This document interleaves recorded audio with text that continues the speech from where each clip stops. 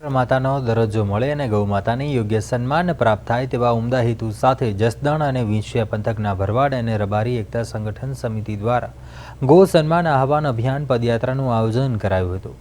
માલધારી સમાજના જગતગુરુ 1008 કણીરામ બાપુ, ઘનશ્યામપુરી બાપુ અને શ્રીરામ બાપુના આહવાન પર સમગ્ર ભારતભરમાં આ ઝુંબેશ ચલાવવામાં આવી છે। જસદણના જૂના માર્કેટિંગ યાર્ડથી વિશાળ સંખ્યામાં માલધારી સમાજના લોકો પદયાત્રા સ્વરૂપે જોડાયા હતા અને આ રેલી શહેરના મુખ્ય માર્ગો પર ફરી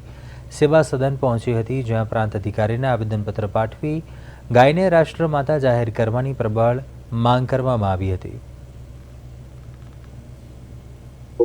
આજે અને તારીખ 6 બુધવારે જે આવેદનપત્ર દેવાયા છે અમારા ધર્મગુરુ શ્રી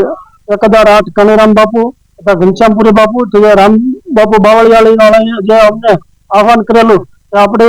ગાય માતાને રાષ્ટ્રમાતા જાહેર કરવા માટે આખા ઓલ ઇન્ડિયામાં જે આપણે આવેદનપત્ર આપવાના છે એની માટેથી અમે જસદણ વિંછિયા તાલુકાના ભરવાડ અને રબારી સંયુક્ત ભેગા થઈને બહુ હજારોની સંખ્યામાં આજે કલેક્ટર સાહેબને આવેદનપત્ર આપી છે। અમારી માંગ છે કે ગાય માતાને રાષ્ટ્રમાતા જાહેર કરો અને ગૌચર છૂટા।